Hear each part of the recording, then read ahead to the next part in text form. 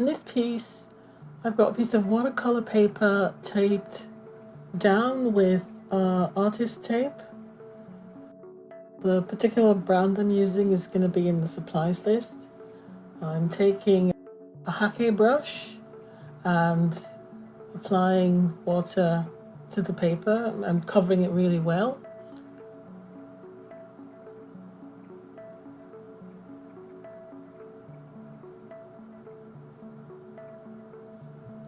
Then I'm going to get a small plastic card.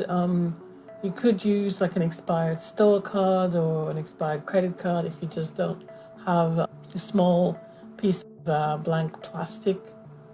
And what I'm going to do is I'm going to apply the two watercolors to the plastic card and then use the plastic card to apply the watercolors to the paper.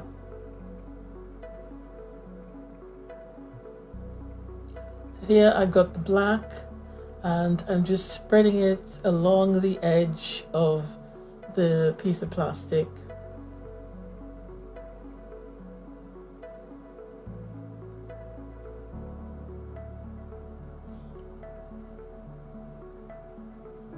And I'm going to select the other colors that I'm going to use.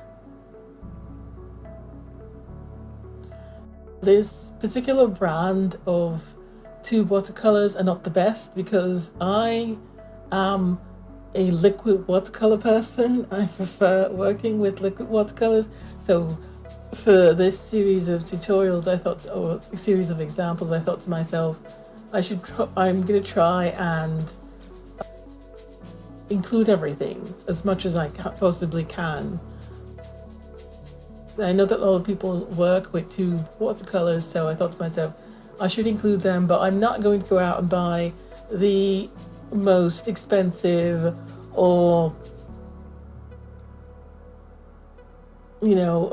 just buying them for the sake of buying them.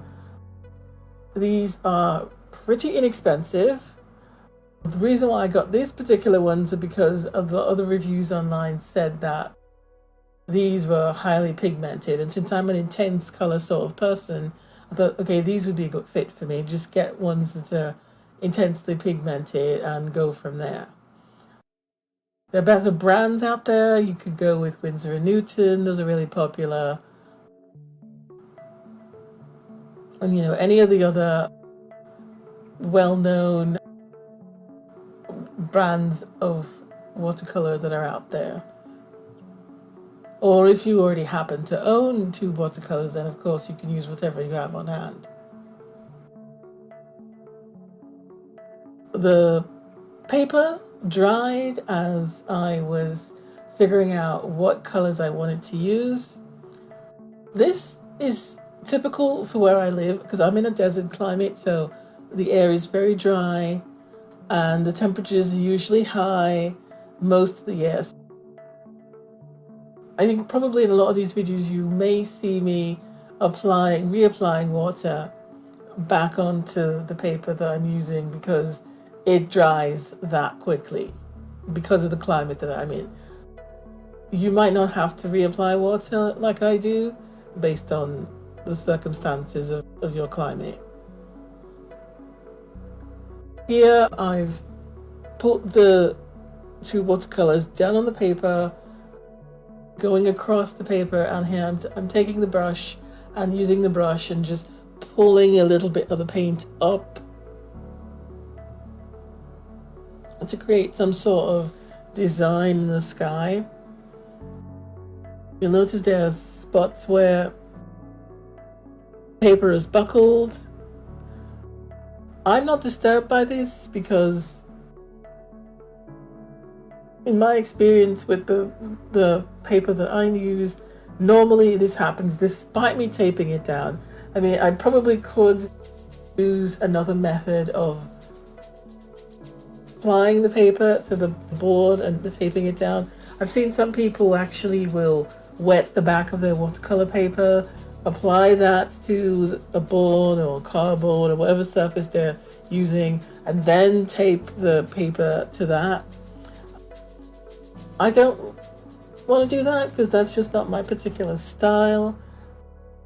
I'm used to my paper buckling and I don't mind the look of it, so I'm perfectly happy with that. But if you've got your particular way of applying paper to a hardboard and you don't want buckling of any sort, then you use what works for you. But in my case, I'm aware that my paper is going to buckle a little bit and I'm fine with it. I can work around it. I'm used to it. So I've switched to the smaller brush and I'm just going to use that and go in any areas that I feel like I want more detail.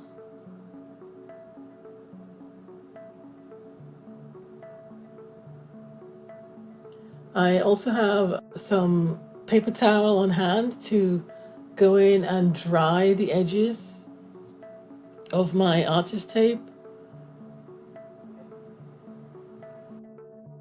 I can also press down on the tape again to make sure that it sticks to the board better as I go along.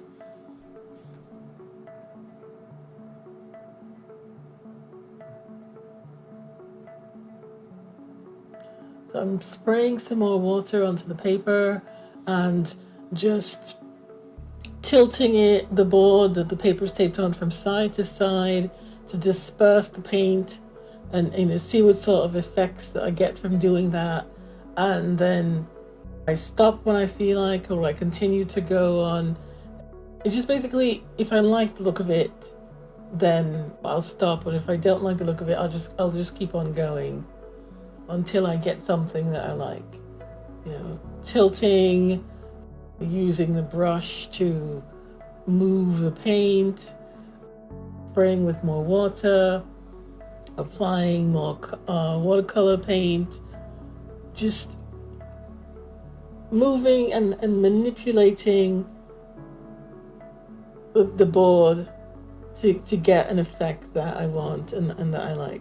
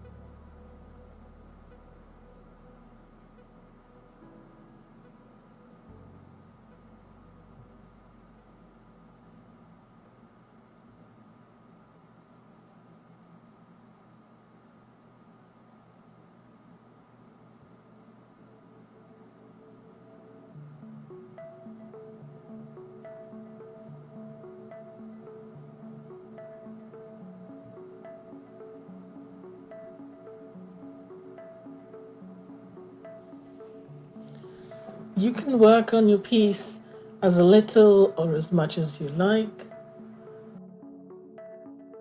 The bigger brush, the larger flat brush or hackett brush, good for dispersing paint over a large area, and then you should switch to a smaller brush to work in the smaller areas.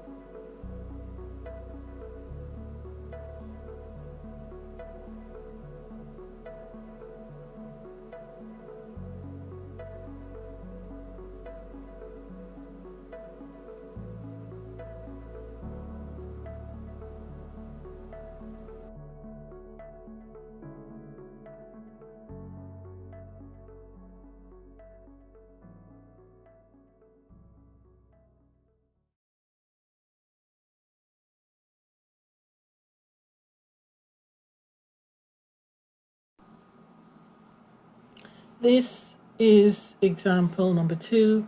Again, I'm using a Hake brush to disperse the water across the page.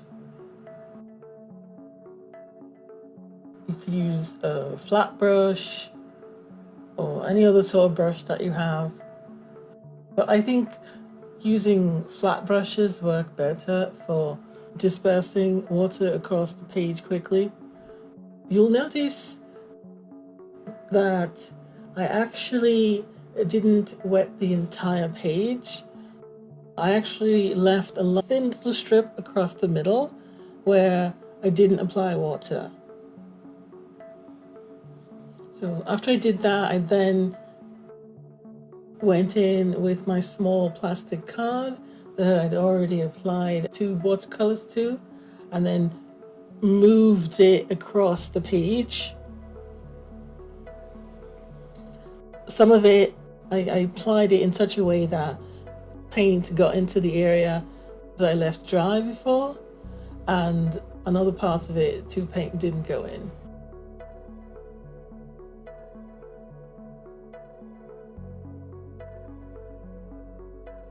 And then I looked at it later on and I thought to myself, I don't really like that look, so I'm just going to actually get some more paint and cover the entire area so that there's no white left at all.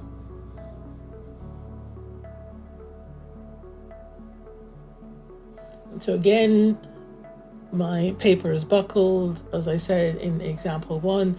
I'm used to this. And if you're new to watercolors and this might be the first time you're experiencing it, don't worry about it. In the particular examples that I'm creating and that you're creating, it's not going to be a problem. If you really hate it, you can always just take a paper towel, and where the water is pooling because of the buckling of the paper, you can just take the paper towel and go in and wipe that off, remove it. In this particular example, I removed it by the tilting of the board, and then took the brush and manipulated the paint and the water across the page with the brush. So there are ways of solving that issue if you don't like the look that's created when the page buckles. And as I said, there are ways, I've seen people have their own schemes, sort of methods that they use to try and get paper that stays flat, very flat, when you're working with watercolors. But as I said before, it's not a huge issue to me, and I kind of like incorporate it into the painting. So, but as I said, there are ways of working with it or not working with it. Since I like to work with a lot of water, I usually like to have some paper towel on hand to wipe up any excess water if I feel that I have excess water.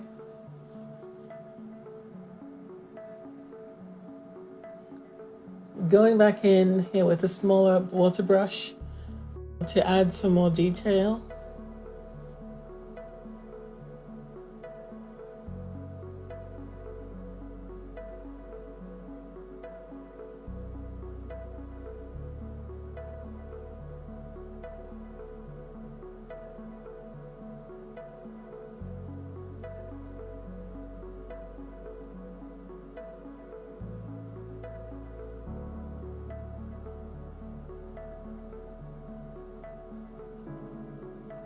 And I'm going to tilt the board backwards and forwards, upwards, downwards, diagonally, in whatever way I feel like tilting it to disperse the paint. And I'm just going to stop when I think I've achieved the effect that is pleasing to me.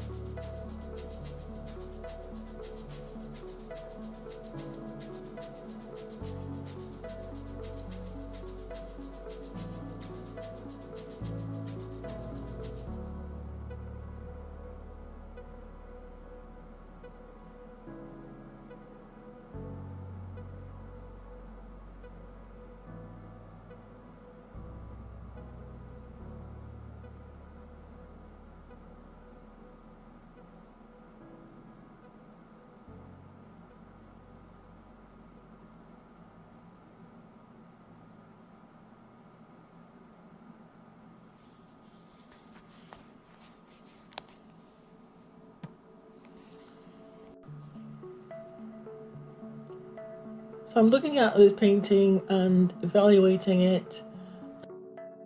I decide that I don't really see a clear horizon line, and I wanted to have a clear horizon line, so I apply some more paint onto my plastic car and then just use that to create the horizon line that I feel that the painting's lacking.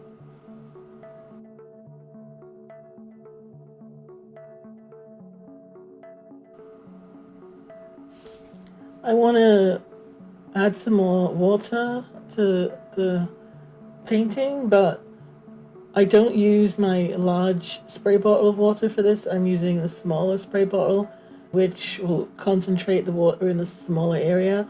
I don't want to use the brush, a large brush, to move the water around because I think that would move too much paint around. I mean, if I was going for that sort of effect, then I would do it, but in this case, I just want to add a small amount of water in a limited area. So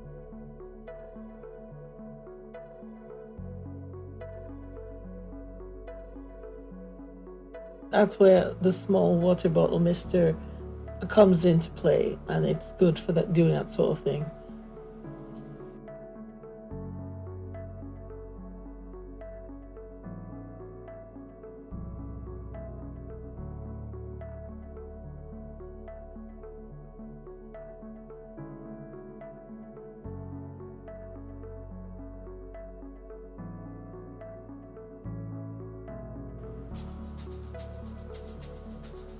And then I'm taking the water brush, the small size water brush, and adding in some more details where I feel like adding in more details.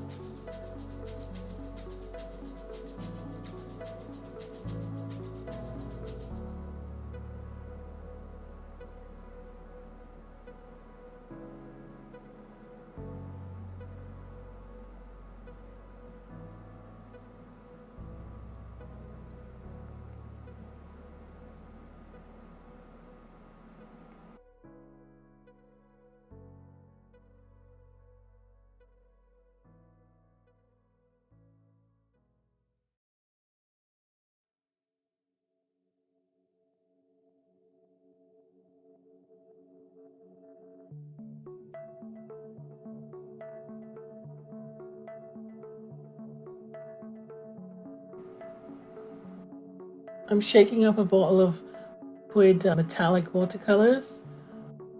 I feel that painting needs a little bit of something extra, so I'm adding metallics. Usually when I feel like my painting needs a little something extra, I like to add metallics to it.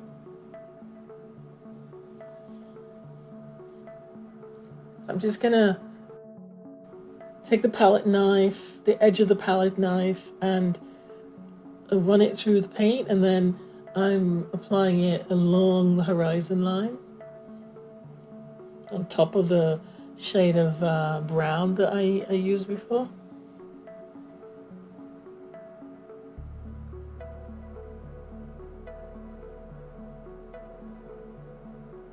And then pulling it downwards a little bit.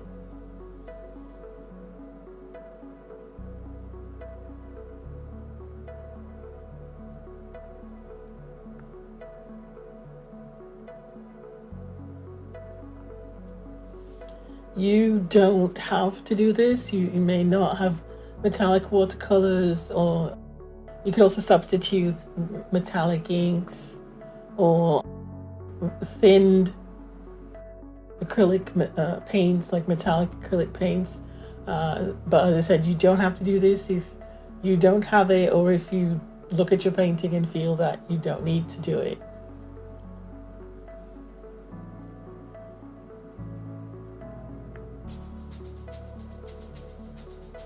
The full list of colors that I'm using in this example, of course, are going to be in the supplies list.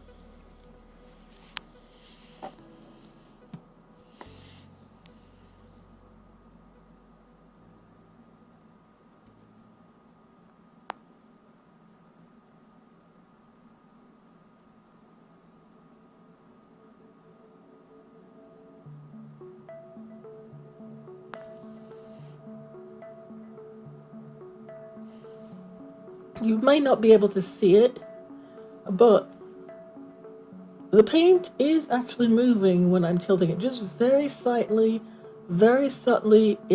I'm moving the paint when I tilt it. It just might not be very visible from the video, but it is actually moving.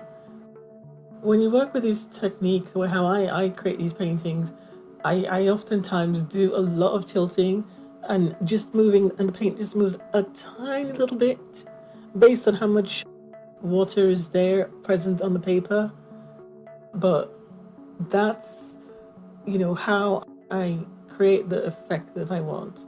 In addition to using the brush or your finger or some other tool to move things around, just tilting very slightly, and the paint just moves just a little bit. You can manipulate it to create the look that you want. And of course, if the paint is not moving enough for you, you can always apply more water with a brush, with a large spray bottle of water, or a small spray mister. Another way of creating the look that you want is using something to create texture. In this case, I'm using salt, some large grains of salt. I'm going to leave that to dry. Something else you could use to create texture, you could use rice grains, or you could get some cling wrap or plastic wrap and apply that on top of the paper and let that dry, and then it'll create some interesting textures.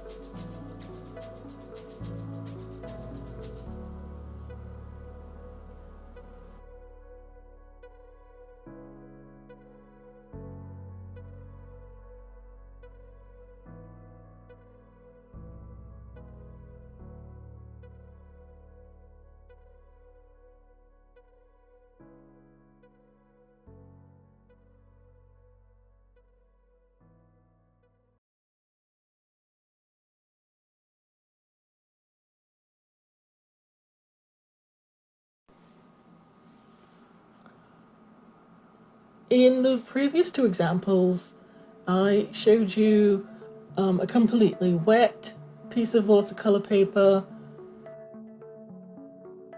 almost completely wet piece of watercolor paper, where I left like a thin little strip of dry paper in the middle.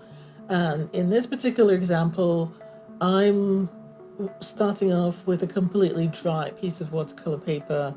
I'm applying the tube paint to my piece of plastic, and then I'm going to apply the paint onto the paper, the dry paper, with the piece of plastic.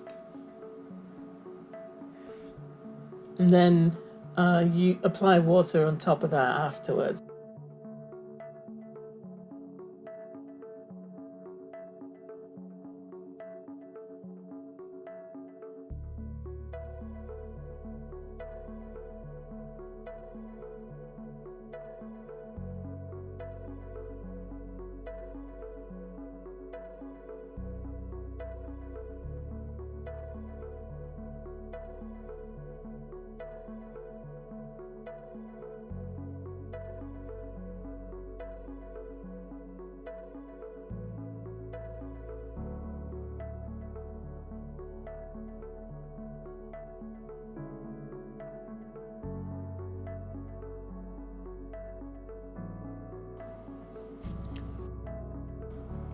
You can apply the paint onto the paper any way that you want.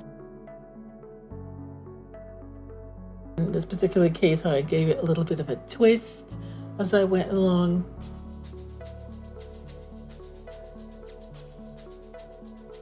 Here I'm taking my brush. What I'm doing is I'm letting the brush go into the paint, and then the water that's coming off of the brush is going to disperse that paint downwards as I move the brush downwards. And I'm just going to keep on dipping my brush into the water and then you know, applying it onto the paper where I want it to be.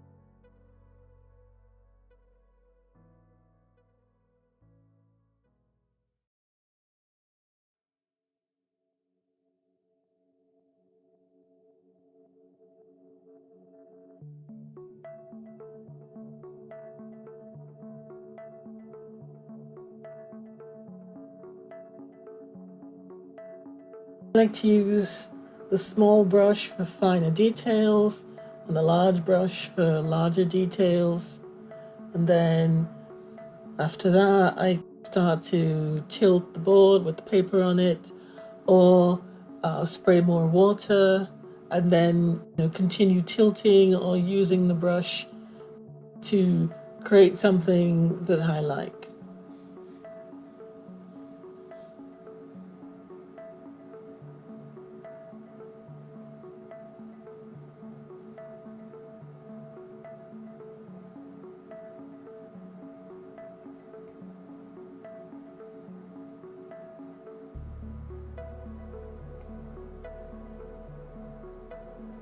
So I'm using a paper towel to wipe up any excess water as I go along in the painting.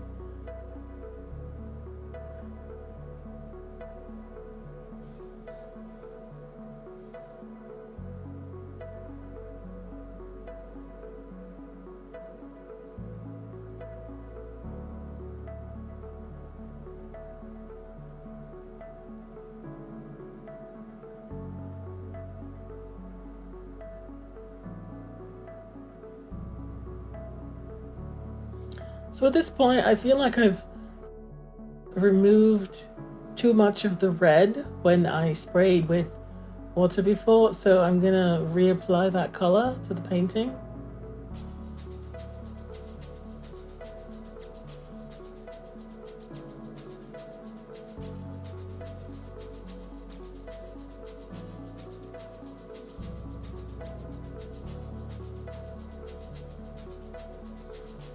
You'll notice I didn't use the plastic card to reapply. I'm using the palette knife. If you don't have a plastic card, you can use a palette knife, you can use a brush, you can use your fingers, or any other sort of tool that you have on hand to apply paint to your paper.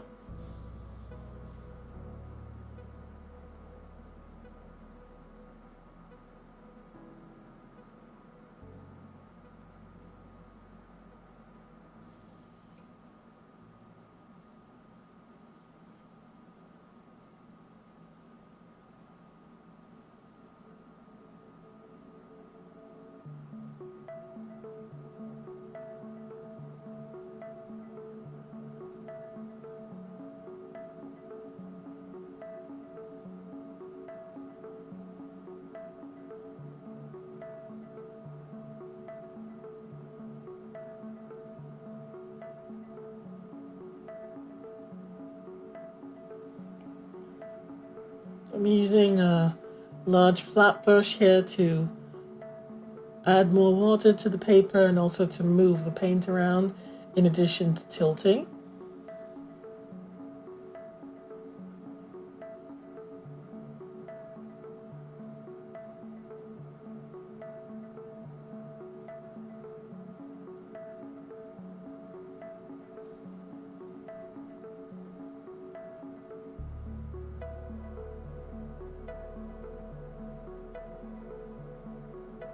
And going back in with a small water brush to add more details, move the paint around more,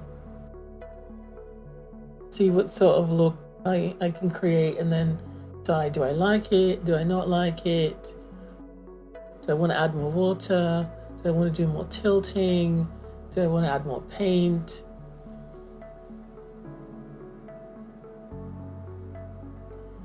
It's just basically a matter of keeping the idea of, okay, it's supposed to be it's a landscape, it's an abstract landscape, so there's usually going to be some sort of horizon. So, but beyond that, just experiment, see what's pleasing to your eye, and then go from there.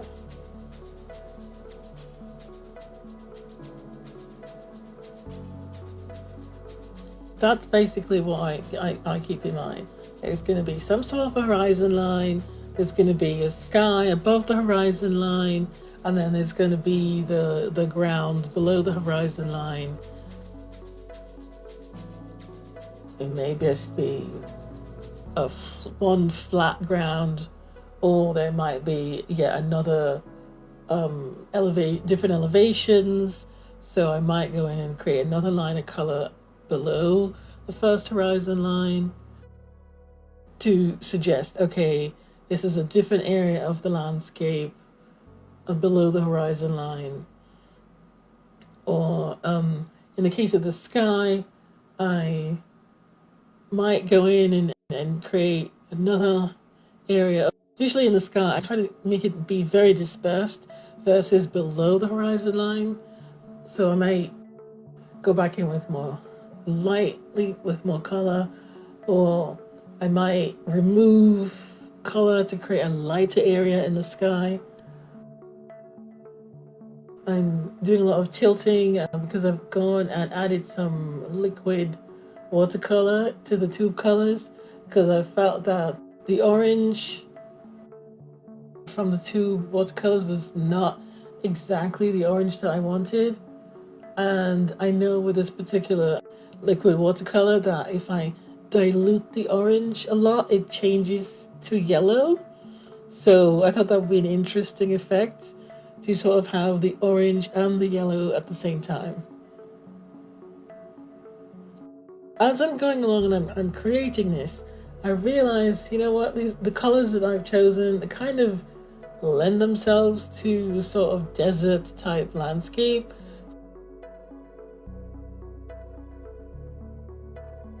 This to me becomes in my mind that it's a sort of desert landscape.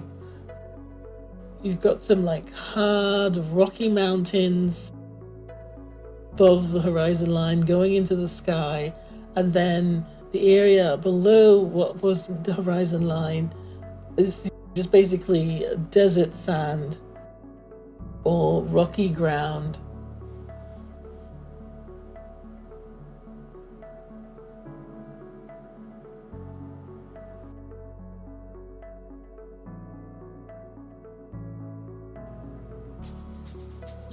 I'm just gonna use the small brush to add in more details where I feel that I need more detail. Add more paint, remove paint, just work on it until I come to a point where I say to myself, okay, I think this painting is done, and there isn't anything more that I want to do with it, so I'm going to stop.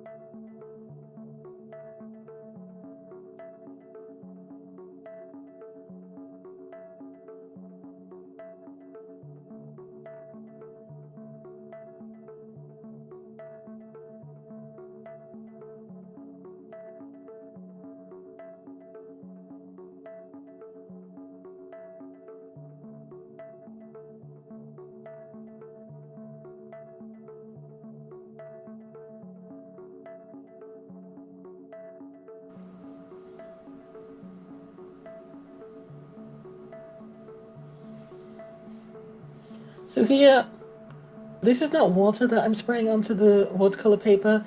This is actually isopropyl alcohol, rubbing alcohol. I believe this is 99%, or it could be 90% I'm not sure. It'll be in the supplies list. Rubbing alcohol is another thing that you can use to create texture.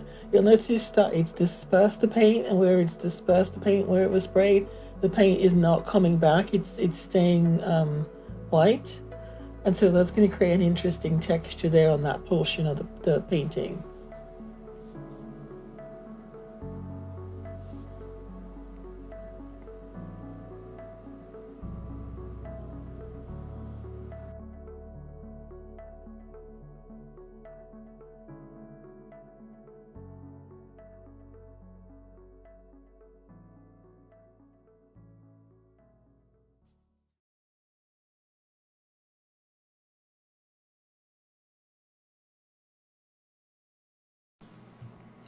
In this particular example, I'm using heavyweight watercolor paper.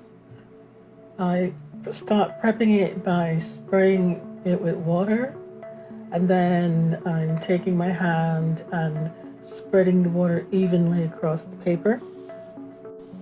I'm using 2 watercolors.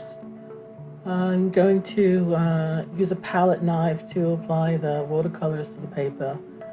Starting off with a black color, and then I'm alternating it with a shade of blue, and then I'm going to choose a third color.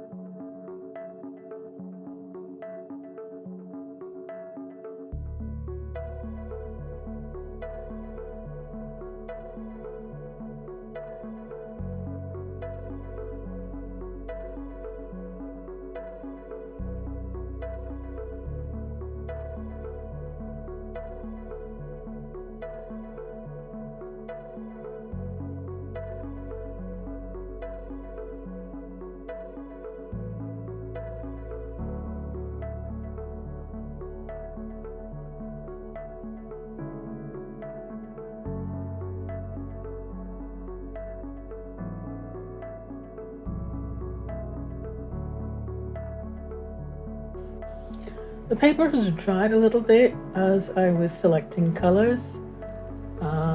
I could apply it, but for me personally, I like to work with more water, so I'm just reapplying a little bit across the middle. I'm applying the watercolor to the paper with the palette knife. I could go straight across, but in this particular example, I felt like having a different horizon line, so it's got a curve to it, and then I do a different one underneath that one.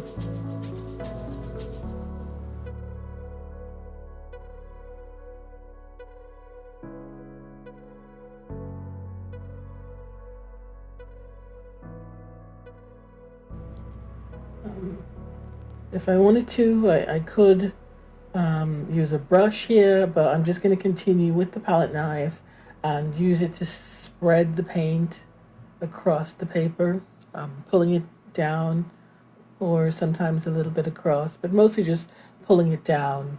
And then when I'm satisfied with that, I tilt the paper down and side to side, just trying to spread the paint a little bit.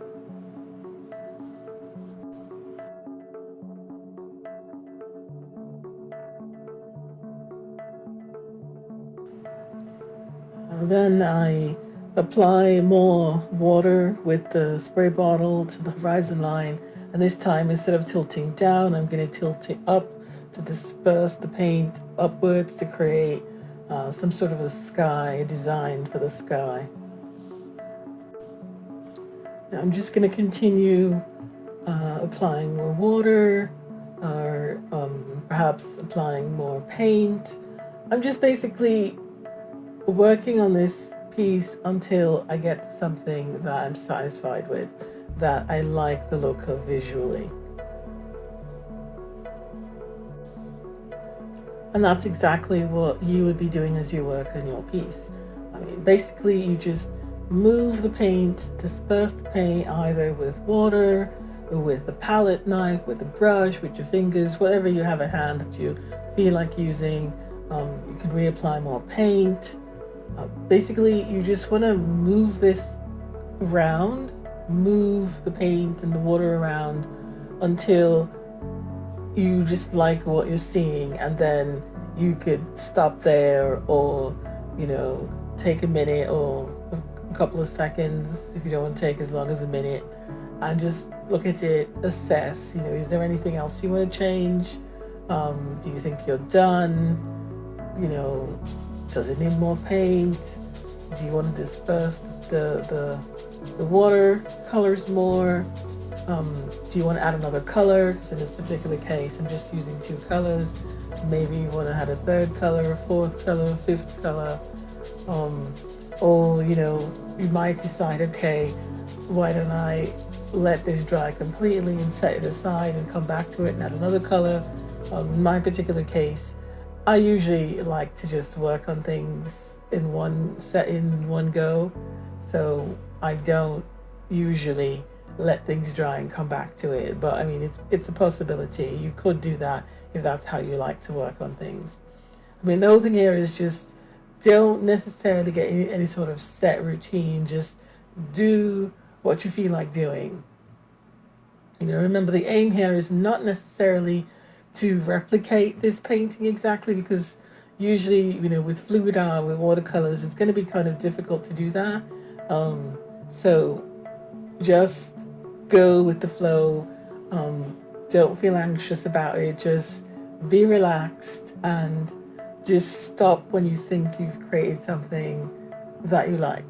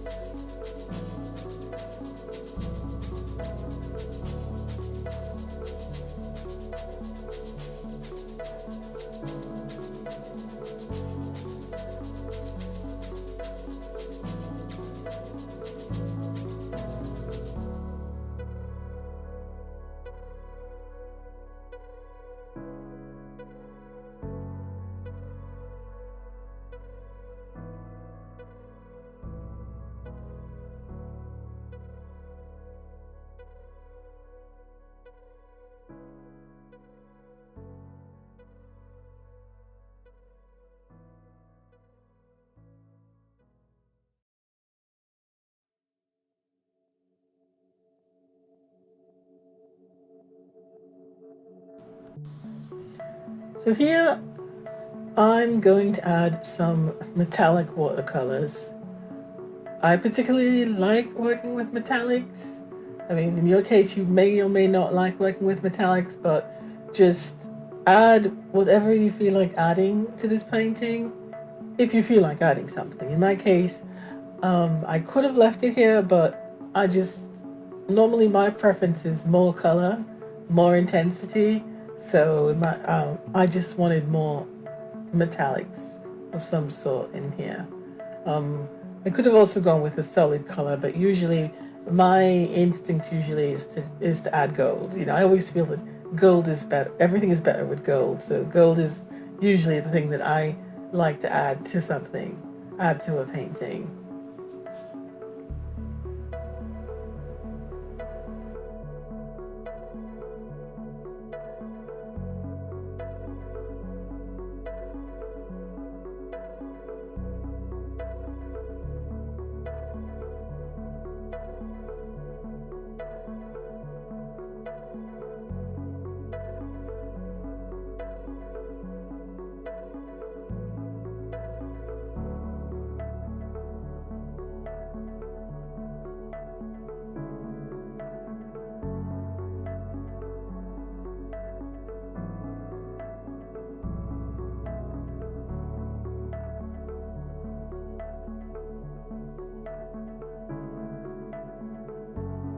My particular palette knife, this kind of watercolor paper will leave marks. I don't mind it, but as I was saying, if this is something that, whatever tool it is that you're using, if there's some sort of artifact that it's going to leave in your painting that you don't like, then I would suggest not using it. Just because I'm using a palette knife does not mean that you necessarily have to use a palette knife. As I was saying, you could use a brush, you could use your finger, you could use a paper towel, some other thing. But this is just use whatever it is you have at hand. And as I said, if there's some particular tool that you're not going to like the effects of, but just because I'm using it, don't use it if you're not going to like the outcome. Just go with what you like and proceed from there.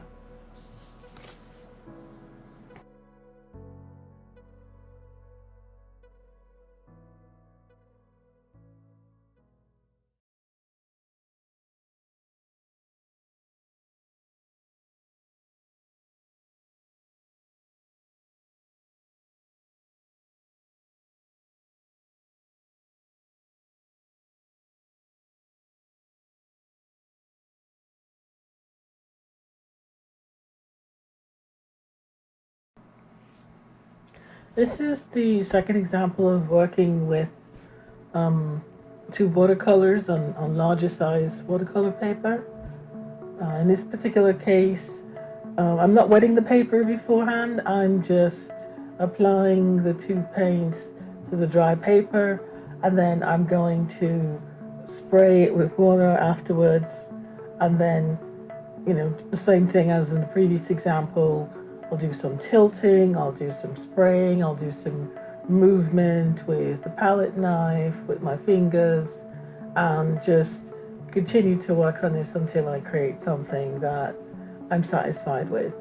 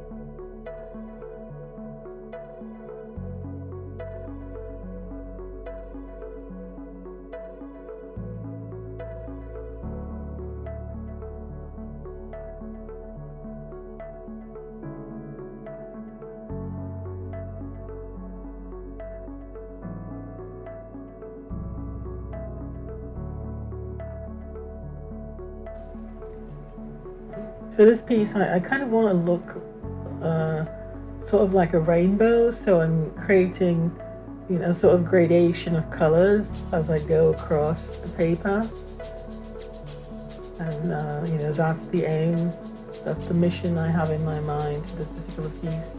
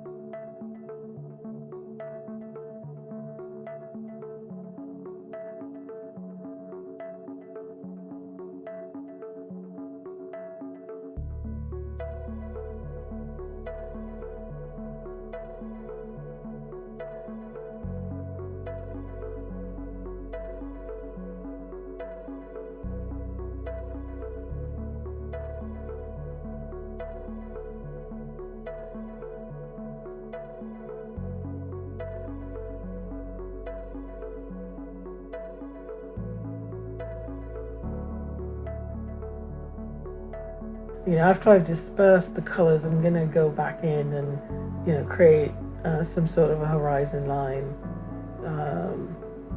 with a solid color.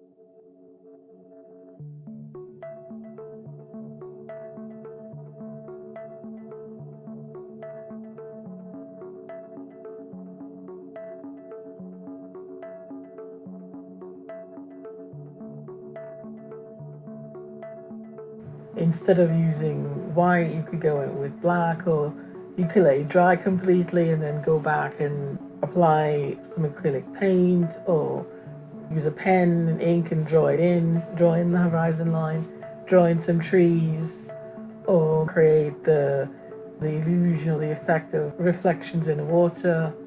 Whatever it is you want to do to it. I just went with what I thought was interesting at the time.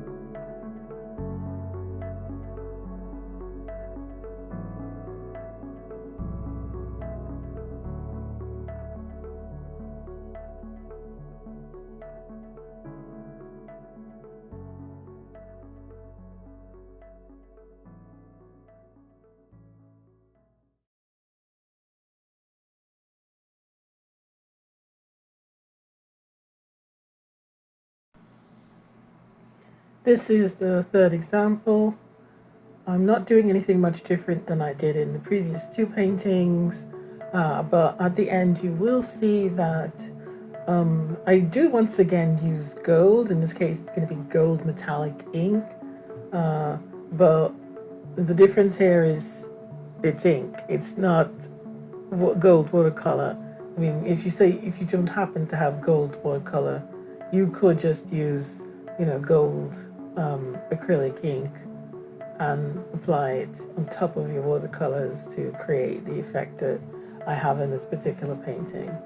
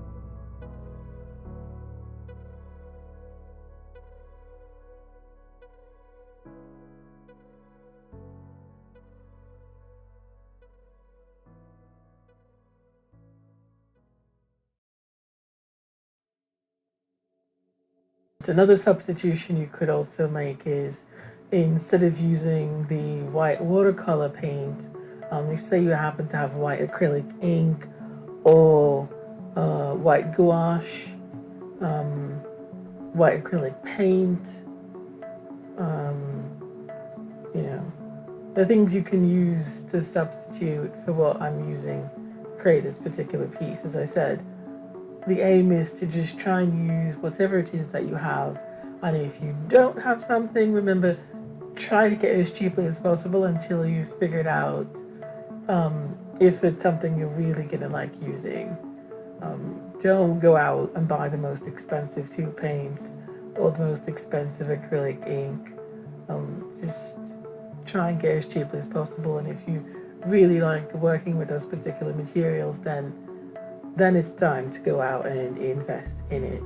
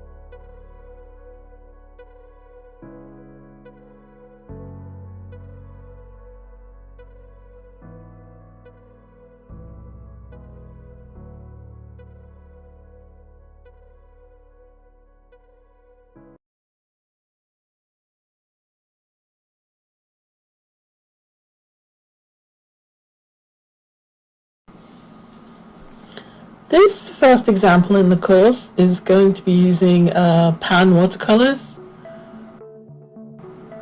I like to protect the surface that I'm working on, so in this case, this is a puppy pad. It's used when you're training animals and you don't want them to make a mess. You can lay this down and it'll absorb water. I just like to use it for painting purposes because it's very absorbent and can absorb quite a lot of water and it'll protect the surface underneath. If you don't have this, you could use paper towels, regular cloth towels, or you could have a piece of cardboard and cover it with plastic wrap or wax paper.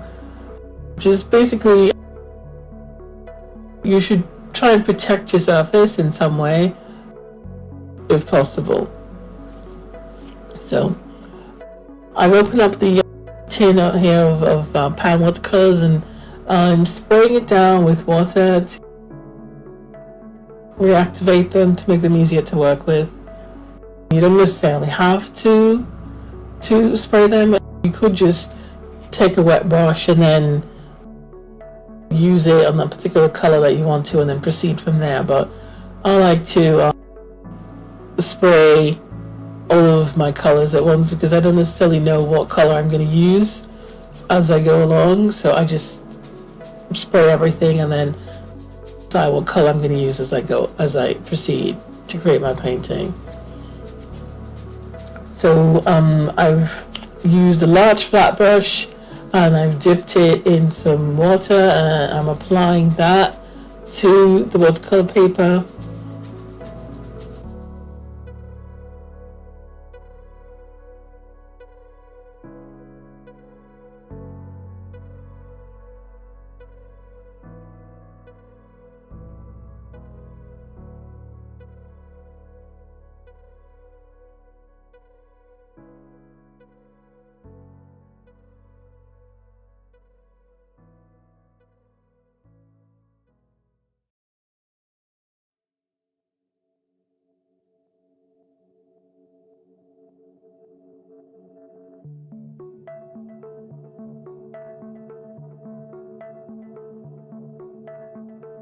Here I use a round mop brush. I'm going to use that to create some more detail of the edges of the area that's wet, and I'm also going to use it to apply my pan watercolors to the paper.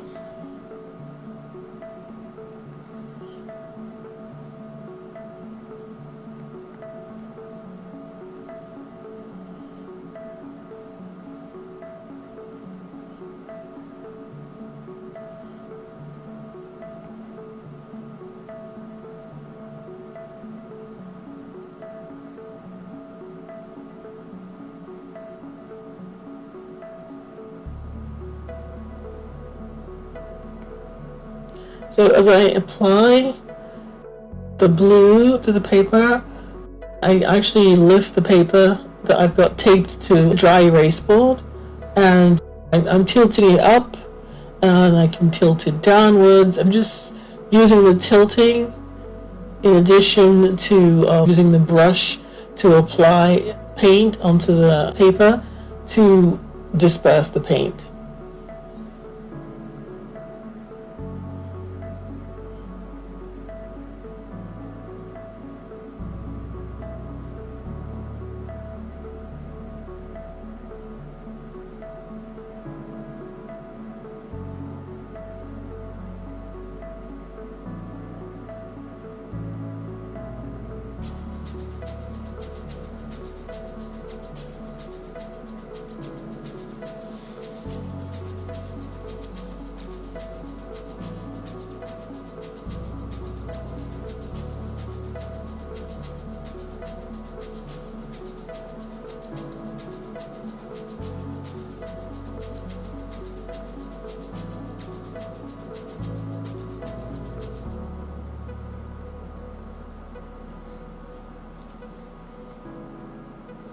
This particular painting is going to be a matter of patience because it's slowly dispersing the paint.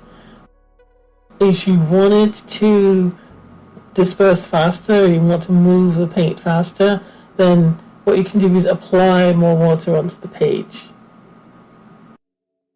You could spray it on or apply it with a brush. But you need to be careful when spraying. Try not to go outside of the borders of the wet area that you previously defined.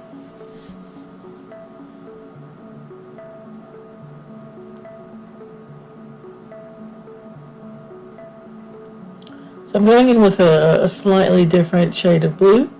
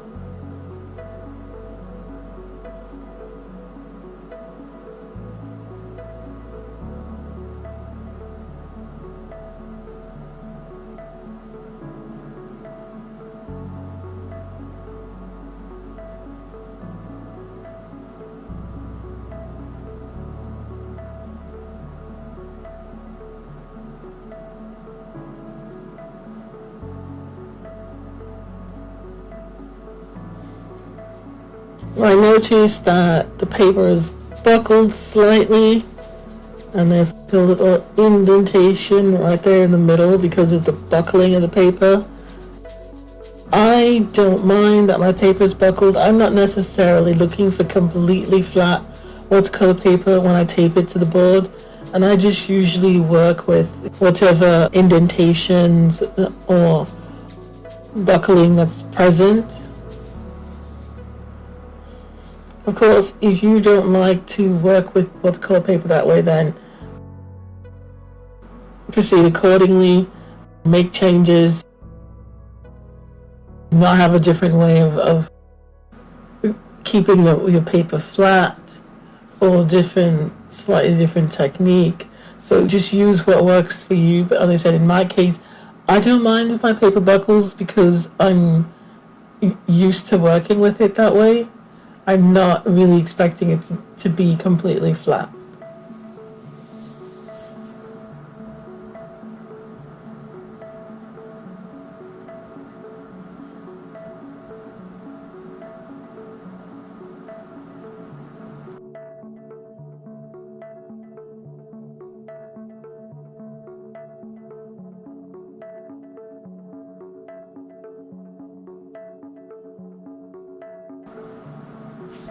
So I'm using my mop brush to remove some paint in areas that I don't want it to be. This is something that I usually will do to the sky to create an interesting look in the sky. It can just remove paint and try to get it back closer to white. And I'm going completely white, close to white.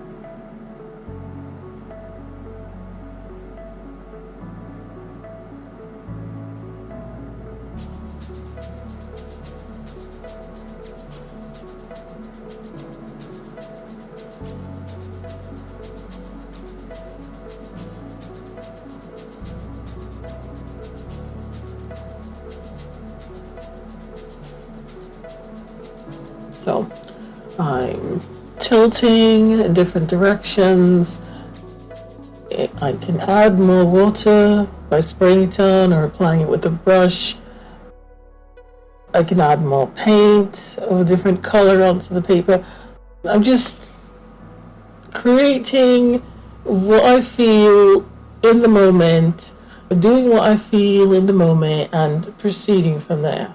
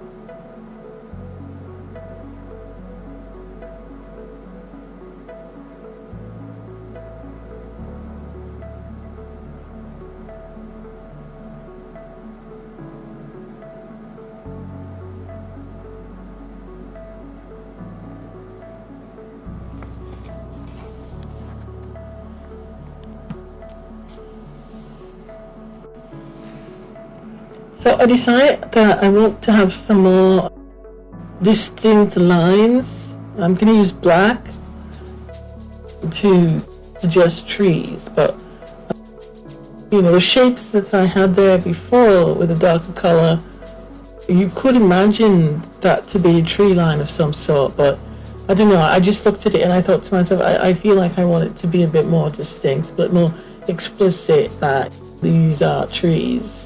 So I'm just going in with some black lines.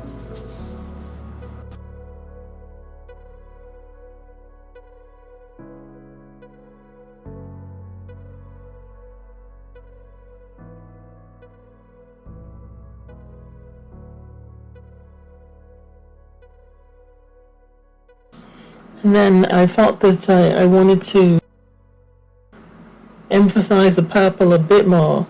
I mean, not to cover it up, but just to darken it in certain areas. So I'm going with a darker shade of purple.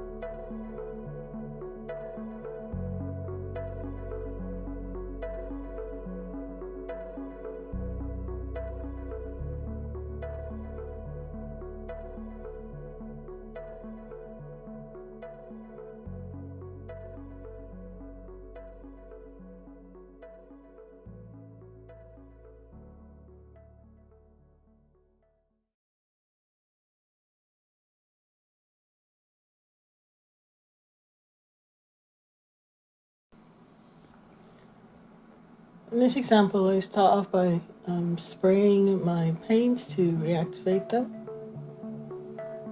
And then I'm using the round brush to apply some pan watercolors onto the piece of paper, watercolor paper.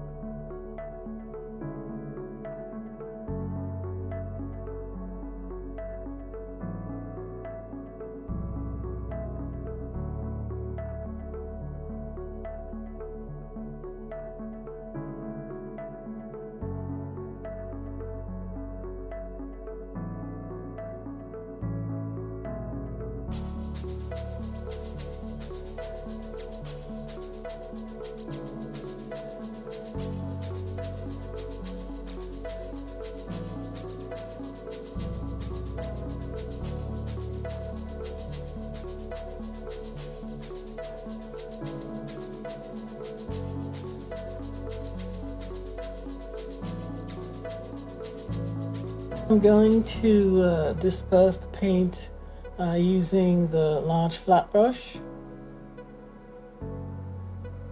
And of course I'm going to do some tilting from side to side, upwards, downwards,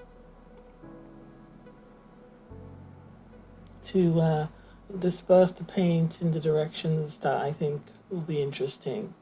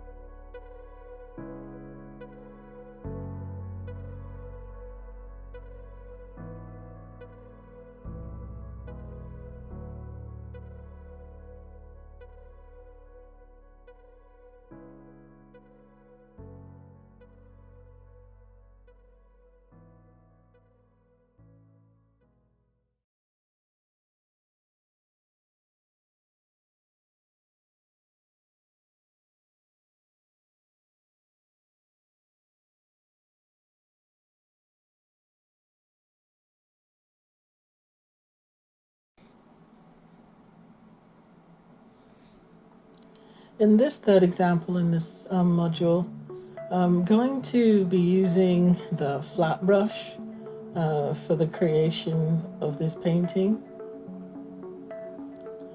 I just basically want to remind you again that you can use whatever supplies you have on hand. I mean, if you don't happen to have a round brush, you only have a flat brush, then you can actually create an entire painting just using a flat brush or just using a round brush.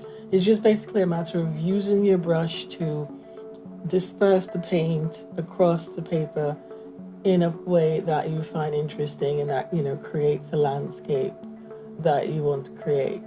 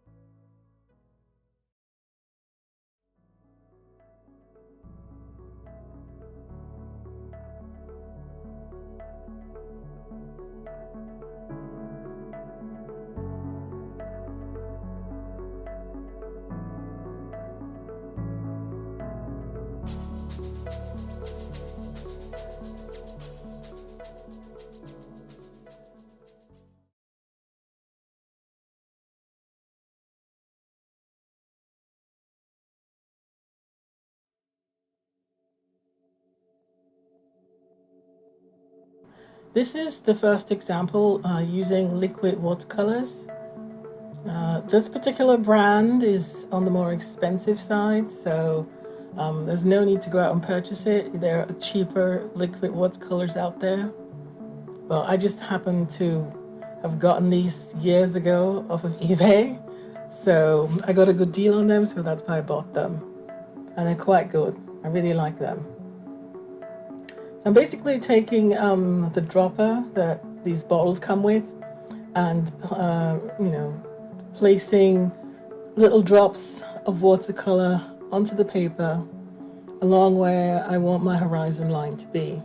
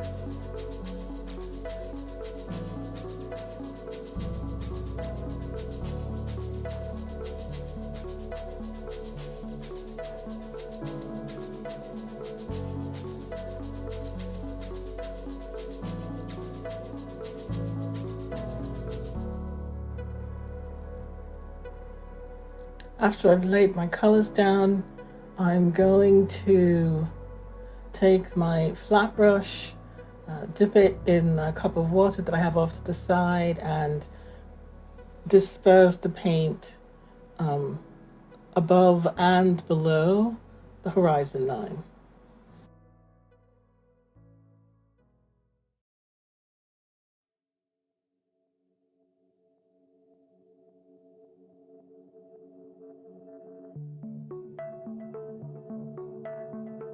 You'll notice that I'm letting the edge of the flat brush touch the liquid watercolor that I've laid down on the paper, and then just dragging it across. And this is the way I'm using to disperse the paint. Then when I think I've laid enough water down, I'm actually going to then tilt the board that the watercolor paper is taped to and mix the colors together.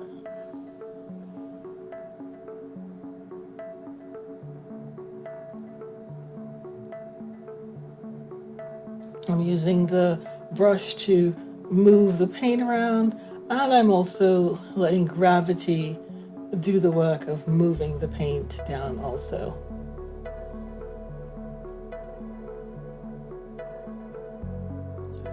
When I've completed one side, I'm going to turn the board upside down and then complete the other side.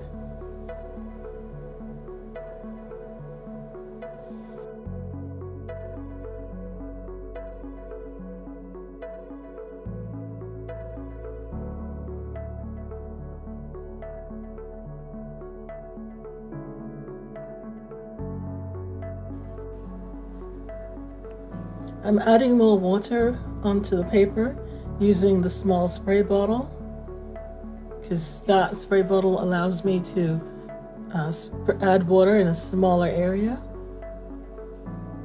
And you'll notice that as the spray hits the liquid watercolors on both sides of the gap that I've left on the paper, it's actually causing it to mix together, which I think looks quite interesting. So after I've done that, I then tilt the paper from side to side, and just see where the paint is moving, and then decide, okay, do I like how it's moving? Do I want to make changes? Do I want to use the paper towel to remove any paint? Do I want to use the brush, or am I going to add more water to it? But just basically just seeing where the paint goes and just basically go with the flow. But always trying to keep in mind that there should be some sort of horizon line, and just try to get something interesting looking going on with the sky or with the area below the horizon line.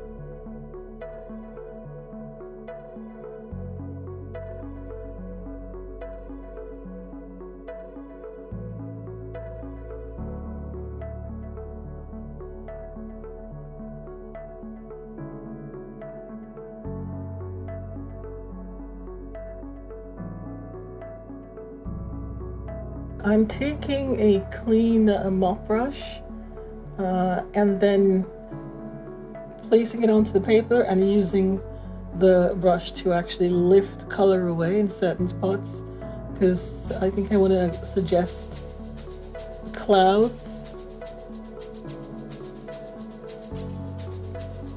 And this is one way of doing that. Instead of adding, say, white paint, I could actually just take the brush and remove paint, and it'll lift the paint off the paper and then it'll look whiter.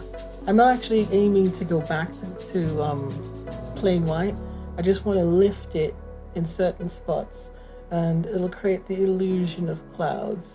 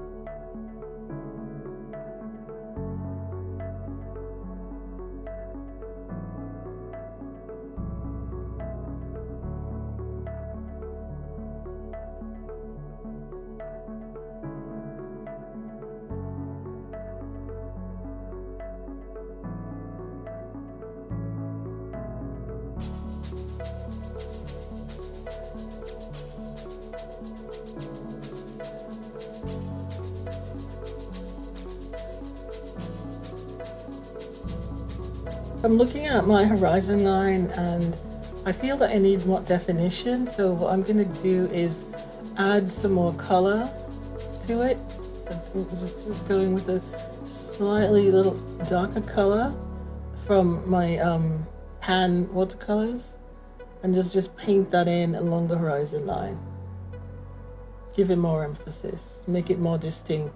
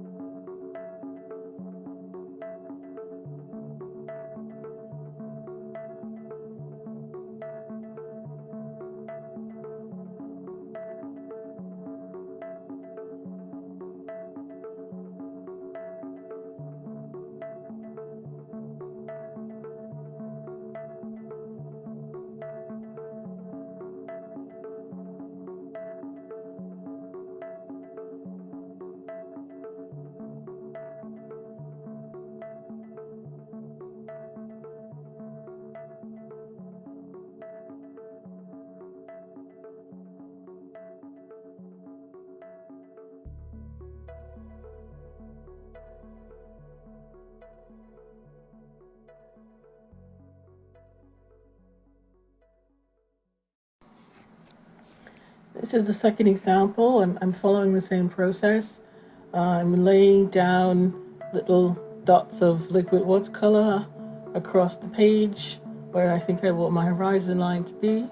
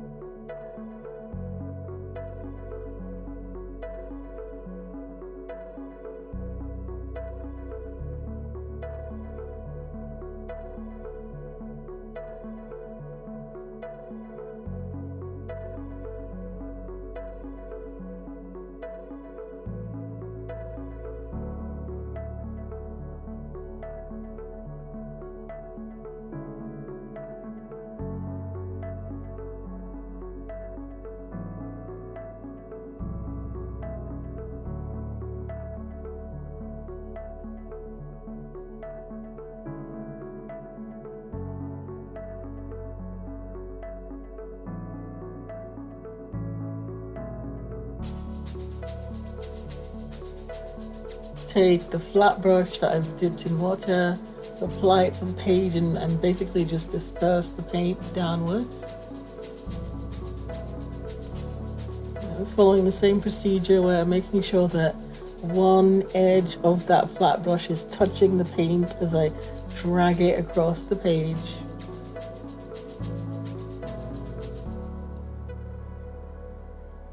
And after I've done that, I decide I'm going to just tilt the page and move the paint around that way instead of using the brush. It's all a matter of what I'm feeling in the moment.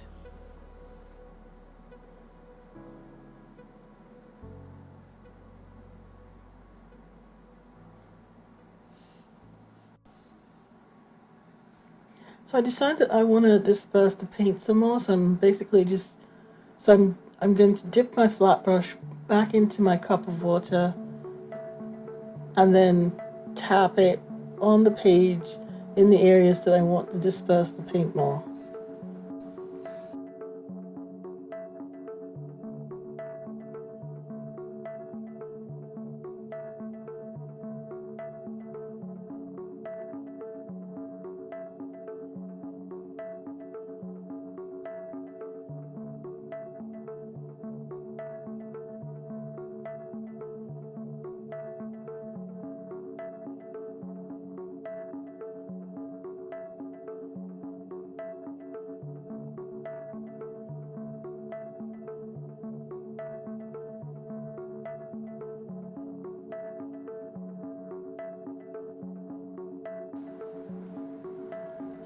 I've turned the paper upside down and dragging my wet flat brush across the page and making sure that one edge of it is actually touching the liquid watercolor that I had laid down before, and then tilting so that the paint just disperses downwards.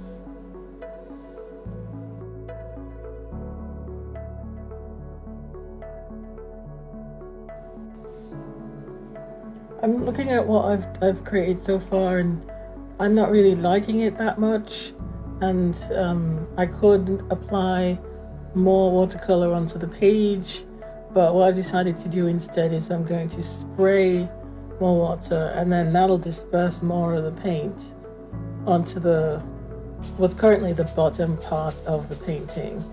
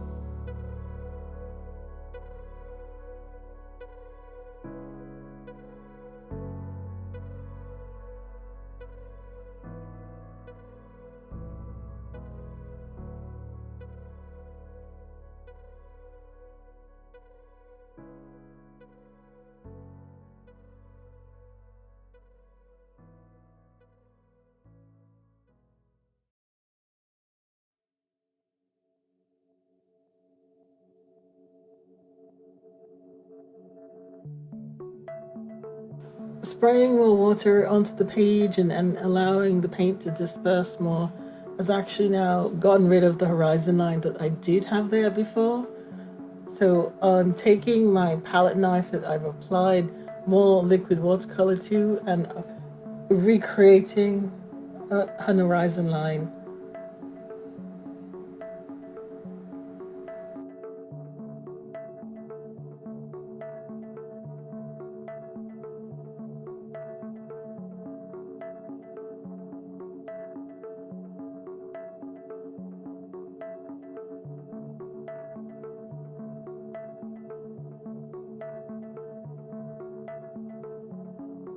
Tilting page in different directions to move the paint around.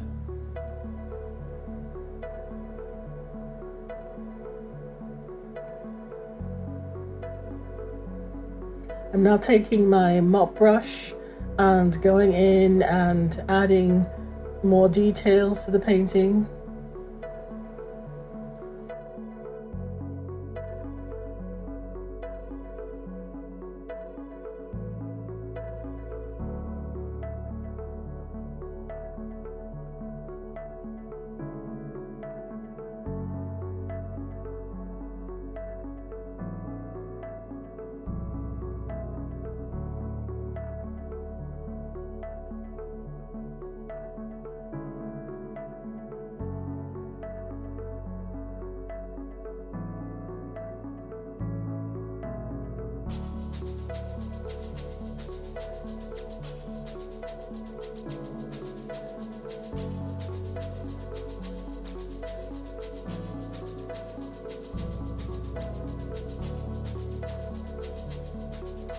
I'll also use the dropper from the liquid watercolor bottle and the flat brush to add more details to the painting also.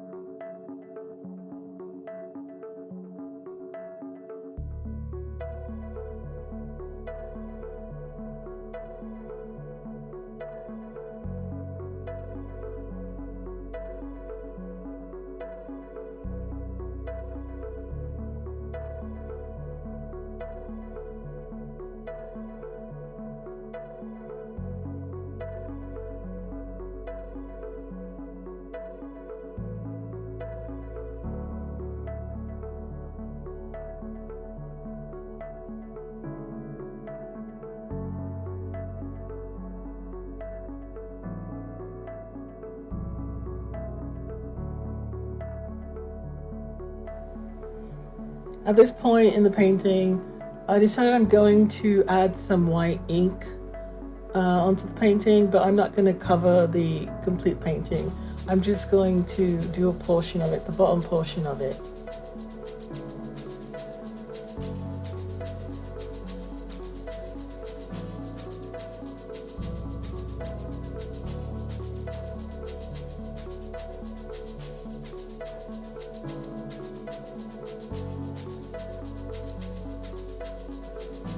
I also take a piece of paper towel and cover a portion of the bottom because I want to suggest a path leading further into the painting, into whatever the background is.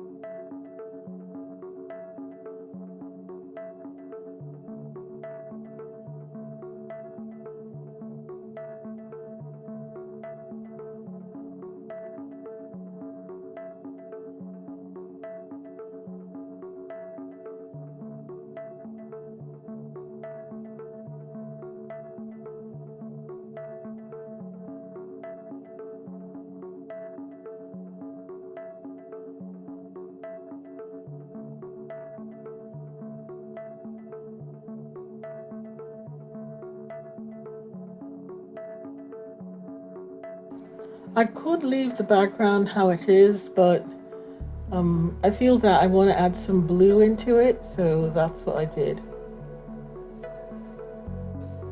Then after adding the blue, I added some more green.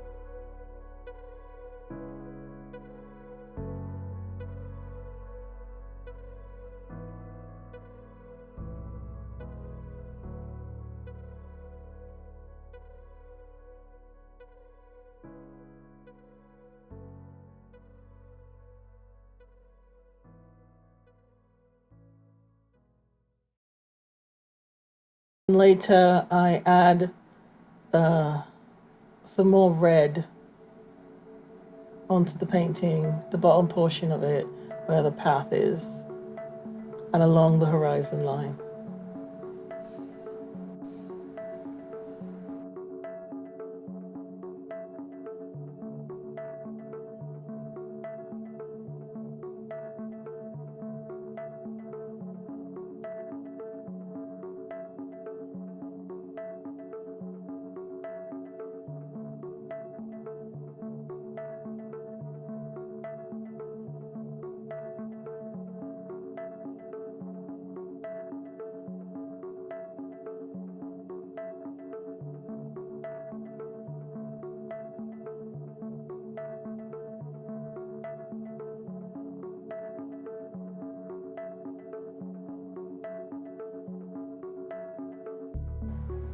And for my last bit of modification, I add some more cherry to that area of the painting that looks like it might be a flame or a tall red tree of some sort, a tall, thin red tree.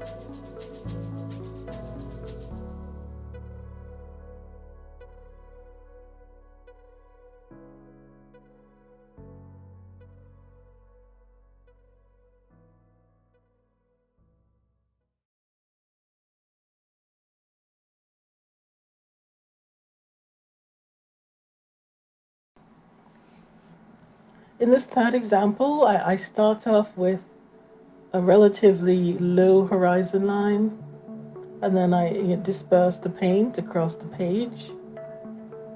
But as I continued to work on it, I just became unsatisfied with what I was seeing on the page, and so I decided to just spray on the liquid watercolor that I'd already laid down and disperse it across the entire painting, and then reapply my horizon line higher.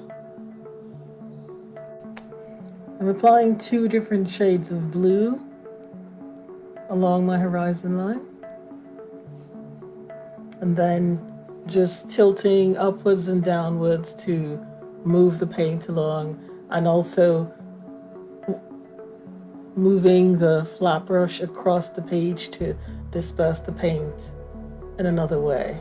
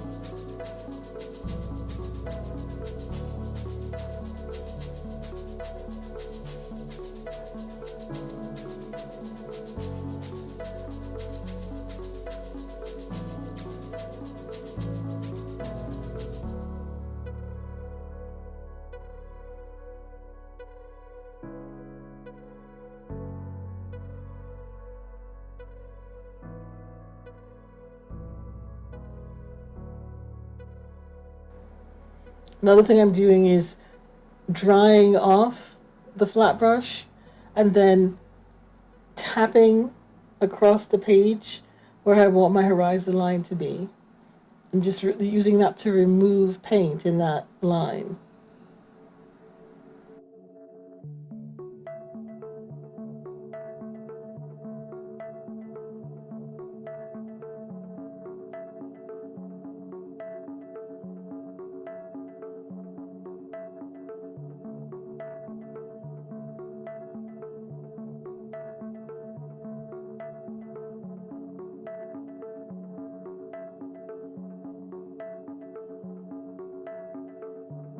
And I can also dip the brush, the flat brush, into some water and then tap it so that the water that I've just picked up on the brush is now dispersed back onto the paper, and then that moves the paint on the paper.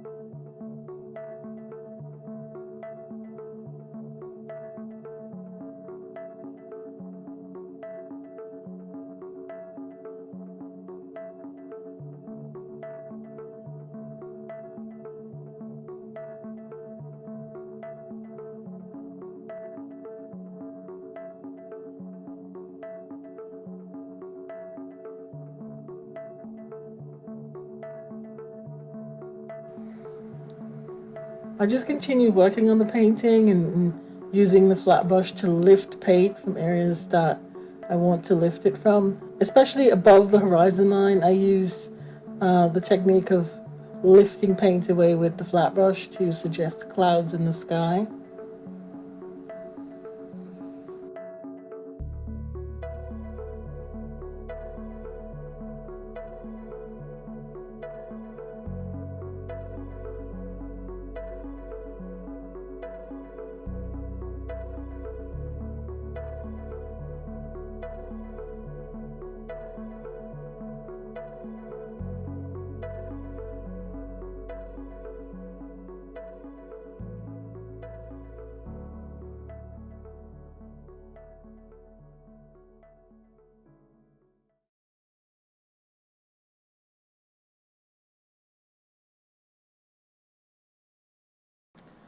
This particular example is going to be a little bit different from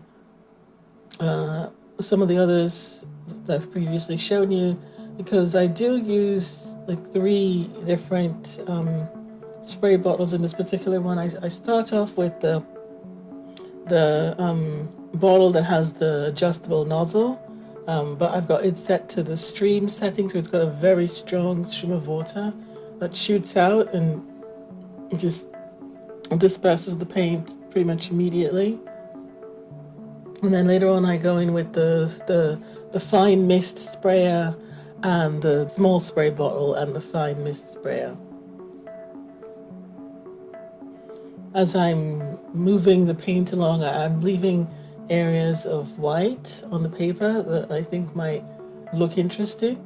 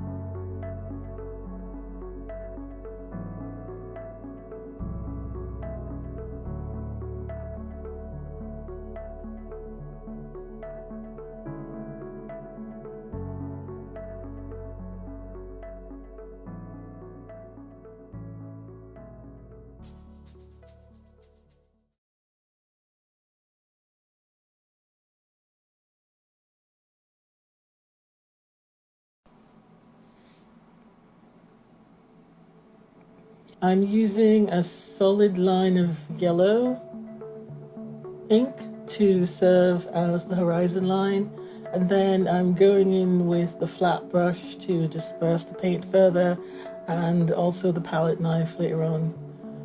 And once again, I'm using the technique of leaving little areas of white on the paper and not covering them up completely, to serve as a method of creating additional points of interest. Or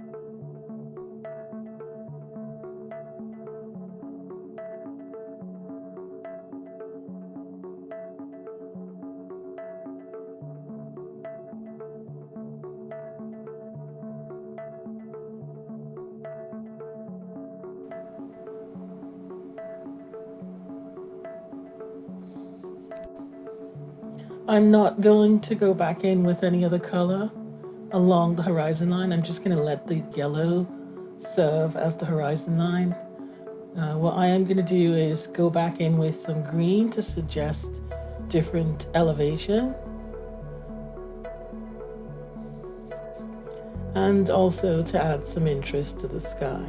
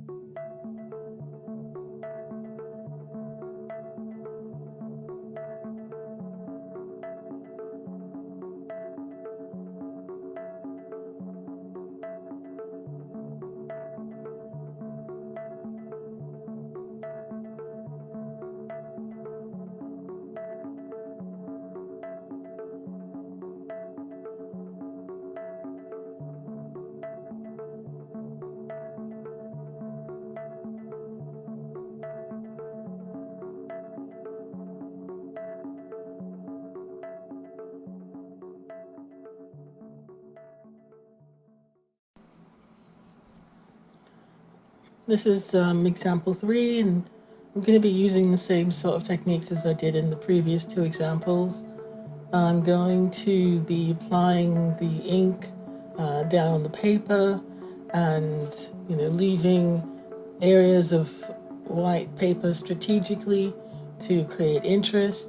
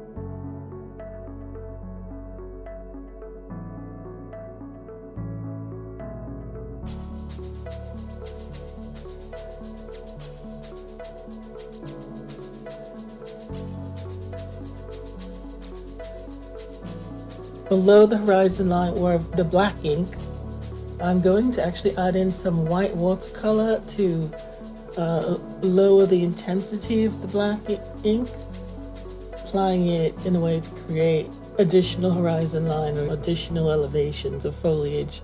If you could imagine the different areas of colors of paint there and the black apart below the horizon line as, you know, some sort of trees or mountains or, you know, just terrain of different sorts.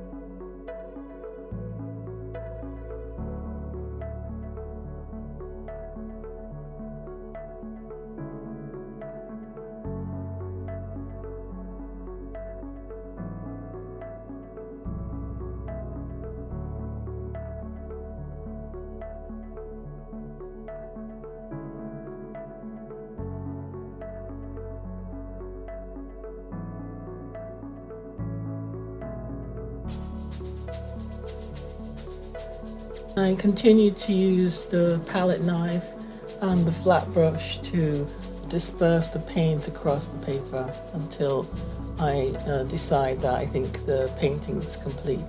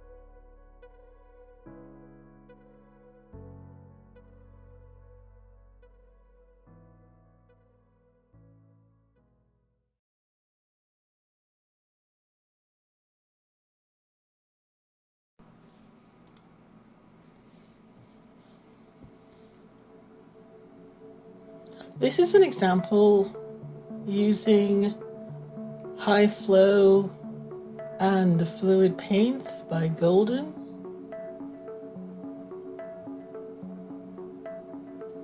This is one of the more abstract pieces in comparison to others.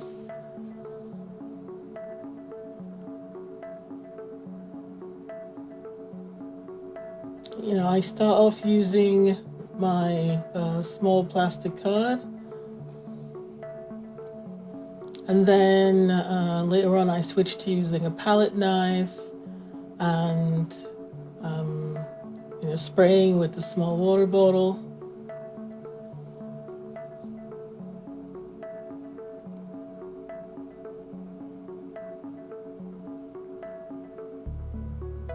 I'm not deliberately trying to make any marks with this particular palette knife, but I just know that this particular palette knife of mine does leave marks, so it's going to be a surprise to me as I go further along in the painting, and at the end what is it's going to look like, you know, what those marks are actually going to turn out to be.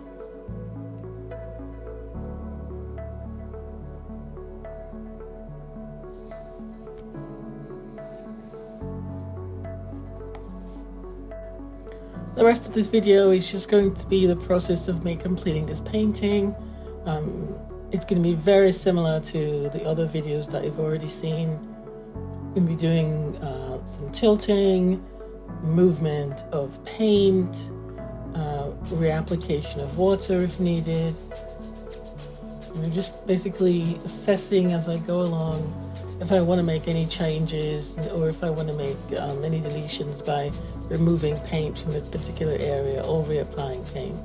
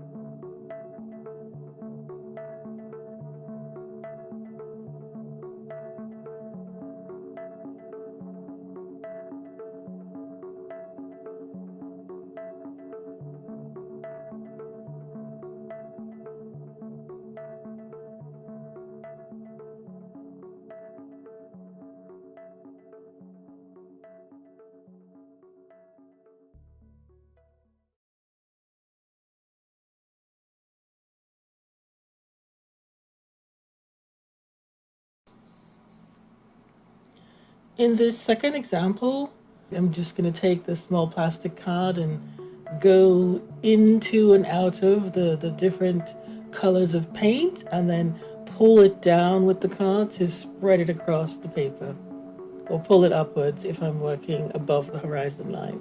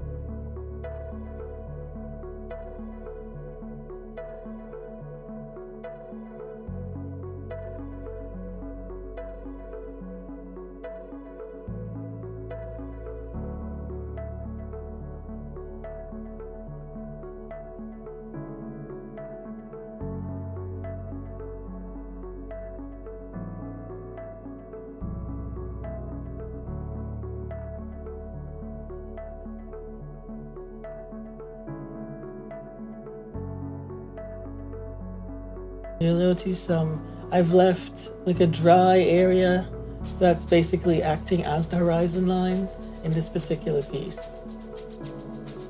Just left it as the plain white paper.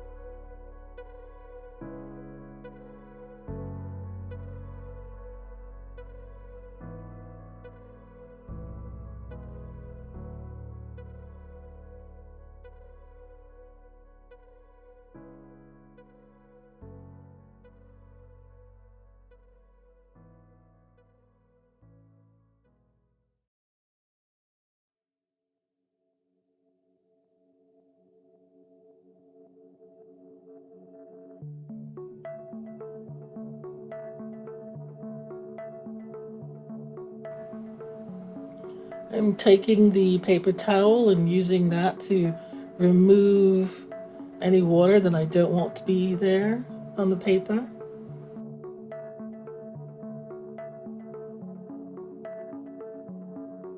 And then tilting to create any sort of effects that I'm interested in producing.